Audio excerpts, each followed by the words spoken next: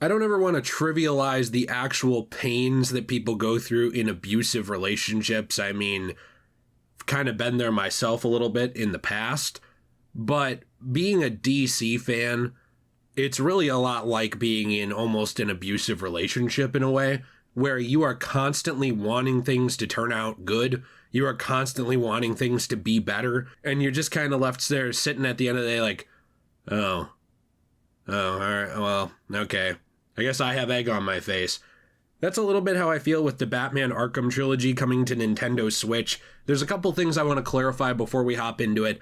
If you want to see more Arkham games, this puts you in a really weird position. WB themselves and everyone related to that company, they do not learn lessons the way you and I do, right? If one of us walks up to a hot stove burner and we touch it and we burn our hand and we have to go to the hospital, you know what we usually learn? Don't touch the stove. If WB does it, they just learn that the stove is the problem. Maybe the stove is racist, or maybe the stove just isn't interested in their hands' well-being. Like, that's what happens every time WB makes a mistake. You know, people don't go see The Flash, so they say, well, people must not like Sasha's Supergirl. They must hate Michael Keaton Batman. It can't be things going on with Ezra Miller. It can't be we announced our reboot too early. You know, and I feel like it's going to be the same way with this, with the Batman Arkham Trilogy, is if we don't buy it, they're going to be like, oh, clearly people aren't interested in the Arkham games anymore, because the company just can't learn its lessons. It doesn't understand.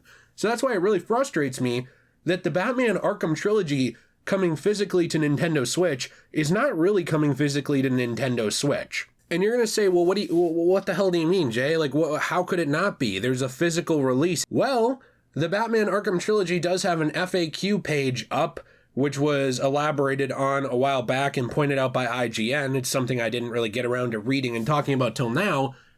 And the only actual Arkham Trilogy game that is on the cartridge coming to physical release for Nintendo Switch is Batman Arkham Asylum. This is not the Arkham Trilogy. When you buy the Arkham Trilogy, you are not getting the on-cartridge Arkham Trilogy. You are getting Arkham Asylum on a cartridge and a basically voucher in the cartridge to actually download and install the other games, Arkham City and Arkham Knight. Now, why is this disappointing? Well, there's a few reasons.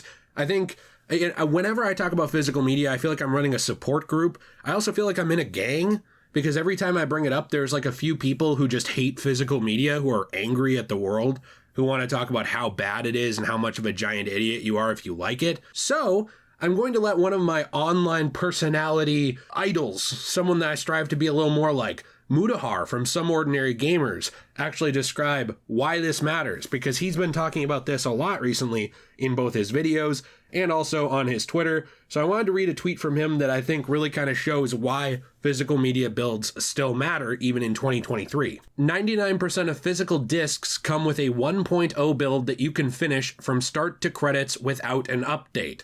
Updates make the experience better, but you will always have a copy of the game available without an internet connection that you own, and no one can take that from you. The reason why the digital and physical take the same space on your drive is because the PS4, Xbox One era games since then require a complete install on the hard drive, since disk speeds are far slower. Think of the disk containing the package file of the game that installs to the local drive. Give it a try on your console by disconnecting the internet and popping a disc in. It'll install and play it as it was printed on the disc. I've done this with many games just to see how far you can get, and it's almost always a functional game till the credits. Exceptions do exist. I loaded up No Man's Sky on the OG PS4 disc and got a very bare bones original release, which is interesting to play. Cyberpunk 2077 runs like hot ass, Metal Gear Solid 5 runs like butter, and the Yakuza series is fully functional without any patches. Games like GTA 5, which have songs removed now, are fully functional without any patches.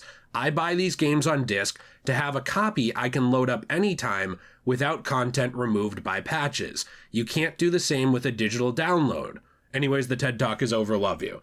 Which I wanted to read this out loud because this is a dude who has a lot more following and traction than me, millions of subscribers, and is a pretty big internet personality at this point. He's also somebody that I've always kind of looked to when it comes to content creation because I really like his style of videos and also really enjoy his personality, and he's one of the few people that I don't think is a fake piece of trash on this platform. Like, a lot of people behind the scenes are just garbage people. And it frustrates me that this is something that still needs to be explained as to why this matters. The thing with Arkham that I will concede to you is that these games have been released before. So these games do have physical releases on different platforms. They do have a physical release which is playable start to finish on the Xbox 360. They have one as well on the PS3. So it's not that the files aren't existing and floating around out there for a physical release. That's not the point. The point is that it's frustrating for fans of the Nintendo Switch who maybe this is their first time to actually play through the series, or even people like me who just wanted to have a physical on-cartridge version of these games that could be taken with me if I go on a trip. And it's always nice, especially late at night when everything's closed, to be able to have something like a Nintendo Switch to play around on for an hour or two, just to kind of kill some time and go to bed. You know, those kinds of things are really nice to have. And it's unfortunate because the way that gaming has been going lately, I don't care if you move to digital as well. My problem is that you're just doing that. And this is kind of my problem with the digital media crowd, is that I've noticed a lot of them, not all, because there are people in the comments who buy digital media and are nice people. But my problem with a lot of them is that they don't want physical media to exist. And you're going to say, well, that's not true, Jay. What are you talking about? I get comments all the time, and I'm sure you could probably look through, talking about just how pointless physical media is. Oh, physical media only acts as a key now for it. They don't actually understand the stuff like what we read through here from Mutahar, that there actually are plenty of games that work start to finish, that it's not just a key, it actually is installing. Yes, you still use the discs as a key because, of course, no company wants me to go buy a copy of the Metal Gear Solid Master Collection coming out this year and then just pass the copy around to 12 friends, they all install it, and then we throw the disc in the trash or resell it. Nobody wants that to happen. So yes, it does still operate as a key, but it contains the files on it. And yes, there are plenty of games that have problems that need to be fixed at launch. And honestly, I think that's a failure more with the actual industry than it is with physical media, because that didn't used to be the case. You go back on consoles like the Xbox 360 or the PS3, or even before that, the PS2, the original Xbox, even before that, the PS1, maybe the GameCube, any of these things, and you look at them, and those games run just fine. There were no updates for almost all of them. There were a few exceptions. Some of the Pokemon games got updates and things like that through mystery gift connections. But overall, on the Game Boy Advance, I want to add that. But overall, it was something where the games just worked. That was it. It wasn't a problem.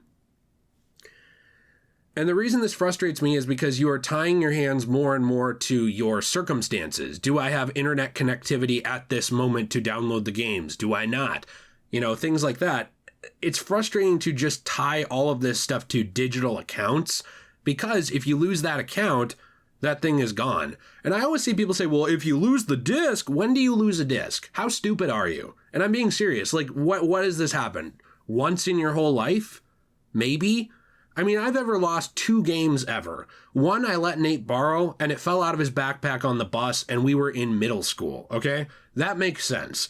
One game I maybe misplaced for 20 minutes, and then I found it in my basement because I have a console down there. That's it.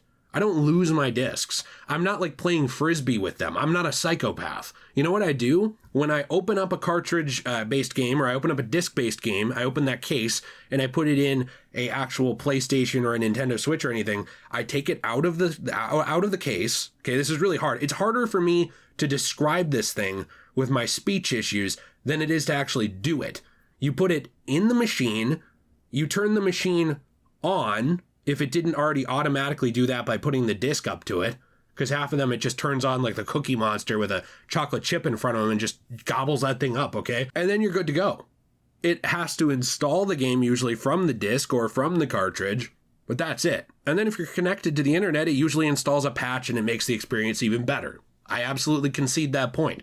But you can play it either way in most cases. When you are announcing a physical release for an entire trilogy and you're saying this includes all previous DLC and everything in one package, but then at the very bottom in the final disclaimer you say, actually, Batman Arkham Asylum will be included on the Arkham Trilogy game cartridge, Arkham City and Arkham Knight will require internet connection to download and install both titles when the trilogy cartridge is inserted, that's not a physical release.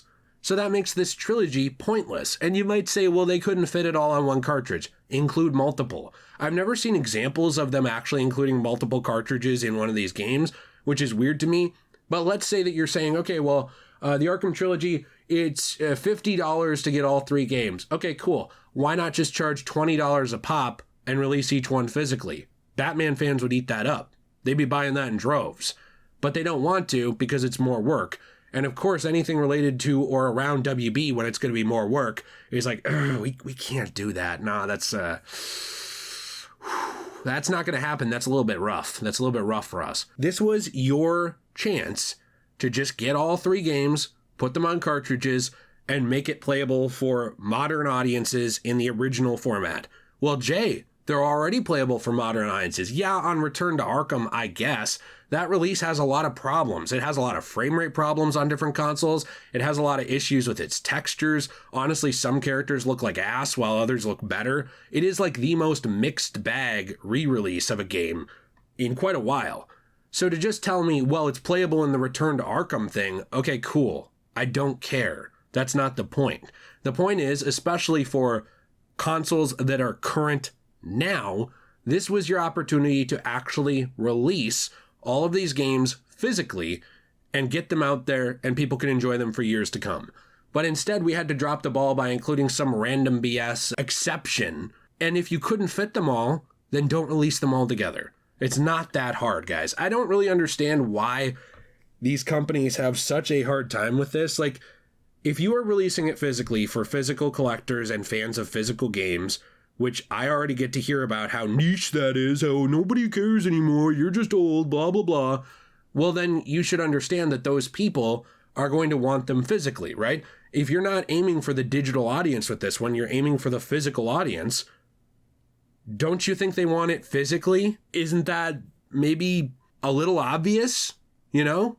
I don't know. I guess maybe I feel like I'm John the Baptist wandering through the desert, like screaming to anyone who will listen, but everyone just kind of passes by with their fingers in their ears and doesn't get it. And genuinely, I'm at the point where, as petty as this is, part of me cannot wait for the all-digital future, because I can't wait for all the problems that come with it of DRM and all those other issues, because I'm going to be sitting just totally pretty, security system on my place, no problems. And it's like, oh, you're going to break in? Okay, cool. Well, the cops will be here in 30 seconds. Good luck stealing my games. And other people are going to be dealing with all this crap forever. And it's frustrating to me because it's like people have tried to warn you. People have tried to say, hey, listen, here's why it matters. Here's why it's a good thing that these still exist. And if you want to buy digital, cool, enjoy it. But both of those things should be options. The whole point of capitalism. Options.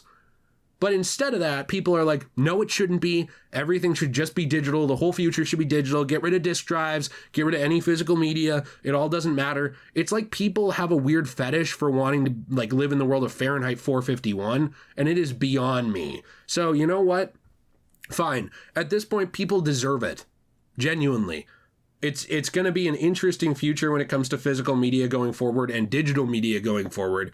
And I better not fucking hear complaints about, they removed this content, they removed these songs, they removed this thing from this game. I better not hear any complaints about that from the same people who are always whining about how physical media shouldn't exist, because that's the future you voted for with your money, and I hope you're happy with it. Anyways, this has been my little rant on physical media. I hope you have a fantastic day. If you enjoyed today's video, please be sure to leave a like and subscribe. There are other channels in the actual description that we also do. We do Degenerate Plays, where we talk podcast style and play through games together. We also have The King of Creepy, where I do a lot of different horror videos. And finally, we do have Magical Jill, my wife's channel, which is really fun, where she does a lot of collectible reviews, anime videos, Pokemon videos, stuff like that. I'm on there sometimes too. So I hope to see you on those things. And you know what? I'm sure you know that if you have reasonable takes and actually can think, my video is not directed at you. I am just very frustrated with all of the people who think that there should not be options, that this should just be the direction everything goes, and yet they still bitch and moan about how many problems there are with it. It's like, if you want this future, I don't want to hear complaints about it, because that's what you asked for. Hope you all have a fantastic day, and as always, everyone, stay shway.